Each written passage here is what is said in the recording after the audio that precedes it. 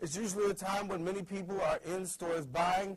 Retailers say numbers are down, the stock market is down, and literally the economy in the worst recession since 1929, when we had that Great Depression.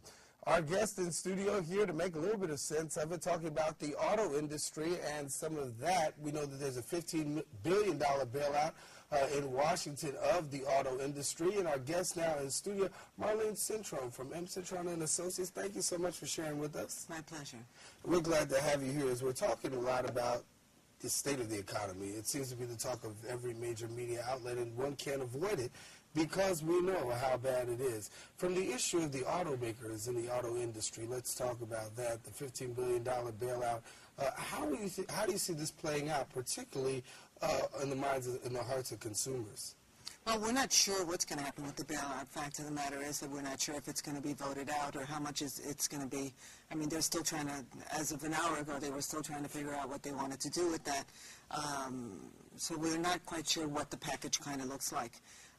And it's interesting because I'm a little ambivalent about it as it is, and I really had to really concentrate on it to see where I really fell on it.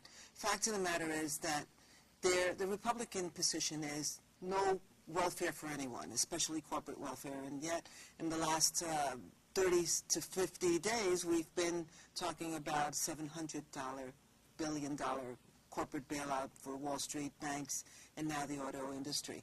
So we have to figure out, do we go into this crisis and bail these people out, or do we let them, just fall by the wayside? Mm-hmm. But we're talking about 100,000 employees, American workers. We're talking about our auto industry. And so the answer is it's got to happen. And the question is, what are we going to get back? It's my tax dollars, it's yours. And I think that's really what plays a part in Washington. I think when they look at the 100,000 jobs that are really at the forefront, I think that's what has lawmakers kind of tipping their hat to say, we've got to do this. But on the other side, they have been very stern with the auto industry, talking about accountability and things of that nature.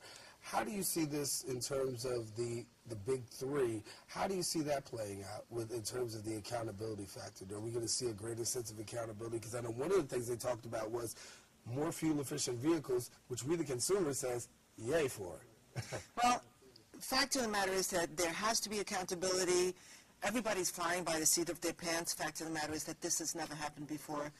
One of the three, which was Chrysler, had been bailed out on another occasion, and that one made sense. It was very pragmatic, it was very, very smart, and deals were cut. Everybody had a piece that they conceded to. The white-collar workers, the blue-collar workers, the unions, management. Management said, I'm going to make $1 a year until Chrysler turns around. So we need for that to happen again, and I'm not quite sure that, there's enough accountability in this particular package. My suggestion is take management, and because we're going to take, inflation into consideration, we should allow them to make $2 until, we turn this around. And let's make sure that the unions, have made concessions. The suppliers, I haven't heard anybody say that the suppliers have made concessions. Everyone needs to have an emotional and financial stake, because if not, what's going to happen is that there won't be a concerted reason for this to be turned around and for this not to happen again. They're talking about $15 billion, but that's just the beginning. Some of the automakers have already indicated that by March they're going to need some more. Right. So we need to make sure that everybody's on the same page, and accountability is number one. Is it to the place where, we really don't know how this is going to play out? Because we say $15 billion right now, but as you indicated previously, there's talk of we're going to have to probably come back again. Well, I don't mind that. When I think about those $100,000 workers and everything that happens, I mean, if they don't have jobs, mortgages are not paid, no one buys the clothes that are being made, TVs are not built, are not purchased, colleges, tuitions are not paid. So we need to make sure that American, stays in America, and what we need to ensure is that those cars, those fuel-efficient cars are created, that we begin to do the responsible things that make sense for us. And then when that happens, I think more Americans will buy American. I mean, fact of the matter is that I drove here in a Honda, I've got to claim, that for me, for the last 15 years, I've looked at fuel efficiency. I've looked at the kinds of things that have made sense for me as a woman and as someone who drives and is always looking at the bottom line. The American people can no longer afford to pay 25% of their weekly salary in gas. So we've got to ensure that that happens. And that's a interesting statistic, about 25% of salaries. Oh, easily.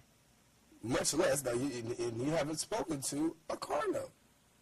Exactly. You're absolutely right.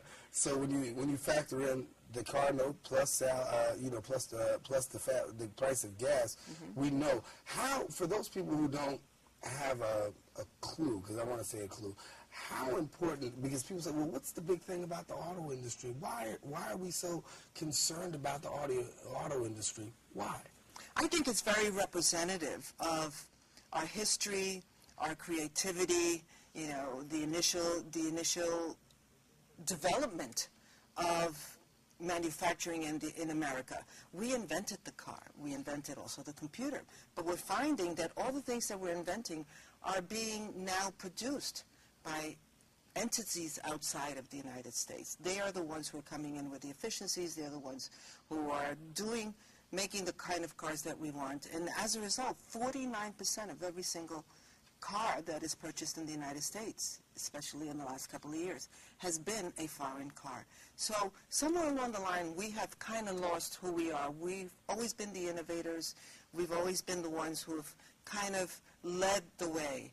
And we've lost our way. Fact of the matter is that what we need to do is kind of say, okay, we're going to stop this, we're going to fix this, and we're going to come back to our roots, and that is, everything that is right, and has always been right about America. Innovation, technology, and let's get back to, the things that make us the big entities that we are.